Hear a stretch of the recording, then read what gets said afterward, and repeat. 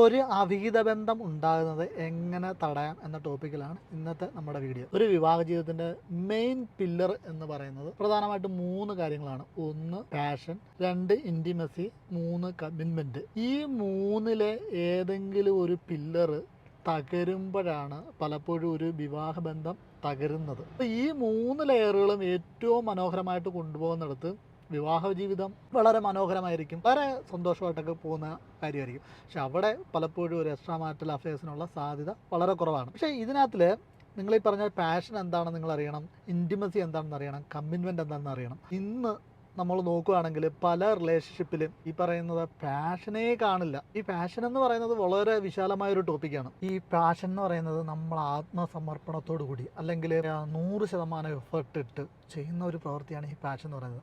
അത് ഇണകളിൽ അങ്ങോട്ടും ഇങ്ങോട്ടും തോന്നണം. ഞാൻ ഒരുപാട് കഥകൾ കേൾക്കുന്നുണ്ട്, അവിഹിത ബന്ധങ്ങളുമായിട്ട് ബന്ധപ്പെട്ട് ഒരുപാട് കഥകൾ കേൾക്കുന്നുണ്ട്. അപ്പോൾ ഒരു ചെറിയ എക്സാമ്പിൾ പറയാം.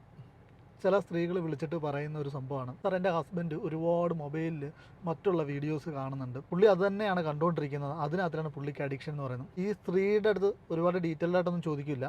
അപ്പോൾ അവിടെ നമ്മൾ നോർമൽ ഒരു സിനാരിയോ ചിന്തിച്ച് നോക്കിയാൽ മതി. അതായത് ഹസ്ബൻഡിന് അമിതമായിട്ട് അല്ലെങ്കിൽ നല്ല രീതിയിൽ ഈ പറയുന്ന ഫിസിക്കൽ കണക്ഷനോട് ഭയങ്കരമായ താല്പര്യമുണ്ട്. പക്ഷേ അദ്ദേഹം വിവാഹം കഴിച്ചിരിക്കുന്ന സ്ത്രീ ഈ ഫിസിക്കൽ കണക്ഷനോട് ഒട്ടും താല്പര്യമില്ലാത്തൊരു സ്ത്രീയാണെന്ന് വിചാരിക്കും. ഇതിപ്പം നോർമലി ഞാൻ ഒരുപാട് കഥകൾ കേൾക്കാറുണ്ട്. ഞാൻ പലപ്പോഴും ഞെട്ടിപ്പോകാറുണ്ട്. എന്നെ വിളിച്ചിട്ട് പറയാറുണ്ട്, സാർ 5 വർഷമായി, 3 വർഷമായി, 4 വർഷമായി, 2 വർഷമായി ഫിസിക്കൽ കണക്ഷൻ ഉണ്ടായിട്ടില്ല എന്നൊക്കെ പറയും. അപ്പം ഇവർ തമ്മിൽ തന്നെ ഒരു പാഷൻ ഇല്ലായ്മ അവിടെയുണ്ട്. ഫസ്റ്റ് ഈ പാഷൻ ഇല്ലായ്മയ്ക്ക് പല പല കാരണങ്ങളുണ്ടായിരിക്കും. അത് വളരെ ഡീറ്റെയിൽഡ് ആയിട്ട് നമ്മൾ ചർച്ച ചെയ്യേണ്ടതായിരിക്കും. ഈ പറയുന്ന പല കാര്യങ്ങളും പഠിക്കാതെയാണ് ദമ്പതികൾ ഈ വിവാഹത്തിലേക്ക് വരുന്നത്. അപ്പോൾ ഇവരുടെ രണ്ടുപേരുടെ ഇൻട്രസ്റ്റുകൾ എന്താണ്, ഈ താല്പര്യമില്ലാത്ത ആൾ എന്തിനാണ് ഈ ഒരു വിവാഹ ബന്ധത്തിലേക്ക് വരുന്നത്, അപ്പോൾ ഈ താല്പര്യമില്ലാത്ത ആൾ വന്നതുകൊണ്ട് മറ്റേ ആൾക്ക് എന്തെല്ലാം ബുദ്ധിമുട്ടുകളാണ് ഉണ്ടാകുന്നത്. അപ്പോൾ ഇത് തുറന്നൊരിക്കലും അങ്ങോട്ടും ഇങ്ങോട്ടും സംസാരിക്കില്ല. ഇതൊരു പ്രധാനപ്പെട്ട പ്രശ്നമാണ്. ഞങ്ങൾ നിക്കീസ് കഫേ വലിയൊരു ടീമിനെയാണ് സെറ്റ് ചെയ്തിരിക്കുന്നത്. ഇത്തരം പ്രശ്നങ്ങളുള്ളവർക്ക് എന്താണ് സൈക്കോളജിക്കൽ ഹെൽപ്പിലൂടെ പലപ്പോഴും പല പ്രശ്നങ്ങളും ഒഴിവാക്കിയെടുക്കാൻ പറ്റും. സൈക്കോളജിക്കൽ ഹെൽപ്പ് എന്ന് പറയുമ്പോൾ ചൈൽഡ്ഹുഡിൽ ഉണ്ടായ സംഭവങ്ങൾ അല്ലെങ്കിൽ ഇതിനോടുള്ള പേടി എല്ലാം മാറ്റിയെടുക്കാൻ വേണ്ടി ഒരു സംവിധാനം നമ്മൾ സെറ്റപ്പ് ചെയ്തിട്ടുണ്ട്. പല പല ലെയറിലുണ്ട്. അപ്പോൾ നമ്മളൊരു സെക്സോളജിസ്റ്റിനെ വരെ നമ്മൾ അവരുടെയൊക്കെ സർവീസ് പോലും നിക്കീസ് കഫേയിൽ അവൈലബിൾ ആക്കുന്നുണ്ട്. കാരണം ഈ പ്രശ്നങ്ങളെല്ലാം ഫസ്റ്റ് ഓഫ് ഓൾ സോൾവ് ചെയ്താൽ മാത്രമേ എന്താണ് പറയുക വിവാഹ ജീവിതം സ്മൂത്തായിട്ട് മുന്നോട്ട് പോകത്തുള്ളൂ. ഇപ്പോൾ ആളുകൾ പറയുന്നതാണ്, എന്താ പറയുക, സഫോക്കേഷൻ ഉണ്ടോ, ടോക്സിസിറ്റി ഉണ്ടോ, യൂസ് ചെയ്ത് പോകാനാണ് പല ഫെമിനിസ്റ്റുകളും ബാക്കിയുള്ള ആളുകളൊക്കെ പറയുന്നത്. പക്ഷേ അതല്ല അതിൻ്റെ റിയാലിറ്റി. ഈ 3 പില്ലറിലുള്ള എല്ലാ പ്രശ്നങ്ങളും സോൾവ് ചെയ്യണം.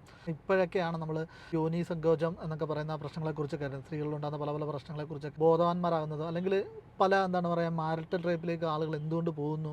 മാരിറ്റൽ റേപ്പ് എന്ന് പറയുന്നുണ്ട്, പക്ഷേ ഇവിടെ 2 താല്പര്യമില്ലാത്ത വ്യക്തികളാണ് ഈ ഒരു ബന്ധത്തിൽ നിൽക്കുന്നത്. അങ്ങനെയുള്ള പല പല പ്രശ്നങ്ങൾ ഇവിടെ അഡ്രസ്സ് ചെയ്യപ്പെടേണ്ടതാണ്. ഇതിൻ്റെ റൂട്ട് ലെവൽ പലതും പോകുന്നില്ല. ഇപ്പോൾ നമ്മൾ ഒരാളുടെ അടുത്ത് പറയാം നിങ്ങളൊരു സൈക്കോളജിസ്റ്റിനെ കണ്ടു നോക്കൂ എന്ന് പറഞ്ഞു കഴിഞ്ഞാൽ പലപ്പോഴും സ്ത്രീയോ പുരുഷനോ തയ്യാറാവുന്നില്ല. മറ്റേ ആൾ അധികാരപ്രയോഗം നടക്കുന്നു, അല്ലെങ്കിൽ ഈ പറയുന്ന നോർമൽ ബന്ധമാണെങ്കിൽ പോലും അതൊരു എന്താണ് മാറ്റർ റേപ്പിലേക്കൊക്കെ പോകുന്നതായിട്ടാണ് കണ്ടിട്ടുള്ളത്. വളരെ വളരെ മോശമായിട്ടുള്ള അവസ്ഥയാണ് ഇതിനകത്തുള്ളത്. ഒന്ന് പാഷനിലുള്ള പ്രശ്നങ്ങൾ പരിഹരിക്കാം. രണ്ടാമത് ഇൻറ്റിമസി. ആളുകൾ പറയാനാണ് ഫിസിക്കൽ ഇൻറ്റിമസി, ഇമോഷണൽ ഇൻറ്റിമസി, അത് 8 ടൈപ്പുള്ള ഇൻറ്റിമസി ഉണ്ട്. സ്പിരിച്വൽ ഇൻറ്റിമസി, പല പല ടൈപ്പ് ഓഫ് ഇൻറ്റിമസി ഉണ്ട്. ഈ ഇൻറ്റിമസി ആളുകൾ തമ്മിൽ കാണത്തില്ല. ഈ പറയുന്ന ഫിസിക്കൽ ഇൻറ്റിമസി അവിടെ ഉണ്ടായിരിക്കും, പക്ഷേ ബാക്കിയുള്ള ഇമോഷണൽ ഇൻറ്റിമസി കാണില്ല. അപ്പോൾ സ്ത്രീക്ക് എന്താണ് വേണ്ടത്, പലപ്പോഴും ഇമോഷണൽ ഇൻറ്റിമസിയാണ്. ഈ ഇമോഷണൽ ഇൻറ്റിമസിക്ക് വേണ്ടിയായിരിക്കും അവർ മറ്റൊരു റിലേഷൻഷിപ്പിലേക്ക് പോകുന്നത്. അപ്പോൾ ഈ മറ്റൊരു റിലേഷൻഷിപ്പിലേക്ക് പോകുന്ന സമയത്ത് ചിലപ്പോൾ നിങ്ങളുടെ പെൺസുഹൃത്തിനോട് നിങ്ങൾക്ക് പറയാം, അമ്മയോട് പറയാം, അച്ഛനോട് പറയാം. ഇമോഷണൽ ഇൻറ്റിമസി എന്ന് പറഞ്ഞാൽ ഒരു വാലിഡേഷൻ ആയിരിക്കും, അംഗീകരിക്കും, റെസ്പെക്റ്റ് ആയിരിക്കും കിട്ടുന്നത്. അപ്പോൾ ഇതിന് ചിലപ്പോൾ ഒരു പുരുഷൻ്റെ അടുത്തേക്ക് പറയുന്ന സമയത്ത് ഒരു പരിധി കഴിയുമ്പോൾ, അതായത് പലപ്പോഴും പല സ്ത്രീകളും ഇമോഷണൽ ഇൻറ്റിമസിക്ക് വേണ്ടിയാണ് മറ്റൊരു പുരുഷൻ്റെ അടുത്തേക്ക് പോകുന്നത്. ഒരു പരിധി കഴിയുമ്പോൾ നിങ്ങൾ ഈ സംഭവത്തിനൊരു ബൗണ്ടറി വെച്ചിട്ടില്ല എങ്കിൽ പിന്നീട് അതൊരു ഫിസിക്കൽ റിലേഷൻഷിപ്പിലേക്ക് പോകും. ഇമോഷണൽ ഇൻറ്റിമസി ഫിസിക്കൽ റിലേഷൻഷിപ്പിലേക്ക് പോകും. അതൊരു വളരെയധികം ഫിസിക്കൽ കണക്റ്റിലേക്ക് പോകും. അത് പിന്നീട് എന്താണ് അതിൻ്റെ കോംപ്ലിക്കേഷൻസ്. അപ്പോൾ അങ്ങനെ പല പല കാര്യങ്ങളുണ്ട്.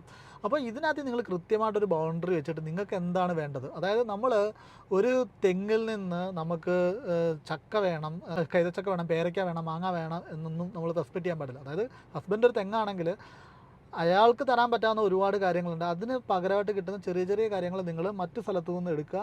അതോടൊപ്പം തന്നെ അതിന് കൃത്യമായിട്ടുള്ള ബൗണ്ടറി വെക്കുക എന്നുള്ളതാണ് ഇതിനകത്തുള്ള പ്രധാനപ്പെട്ട ഒരു സംഭവം. പിന്നെ കമ്മിറ്റ്മെൻറ്റ് എന്ന് പറയുന്നത് ഭാര്യ ഭർത്താക്കായി ജീവിക്കുന്ന ഒരു വലിയൊരു റെസ്പോൺസിബിലിറ്റിയാണ്. ഇതിനകത്ത് നീ എന്ത് ചെയ്യും, ഞാൻ എന്ത് ചെയ്യും, അതിനെക്കുറിച്ച് ഒരു കൃത്യമായിട്ടുള്ള ധാരണ വെച്ചിട്ട് ഇതിലും കറക്റ്റായിട്ടുള്ള ഞങ്ങൾ എടുക്കണം. ഈ കമ്മ്യൂണിക്കേഷൻ എന്ന് പറയുന്ന സാധനമാണ്, ഓപ്പൺ കമ്മ്യൂണിക്കേഷനാണ് ഇതിനകത്ത് ഏറ്റവും വേണ്ടത്.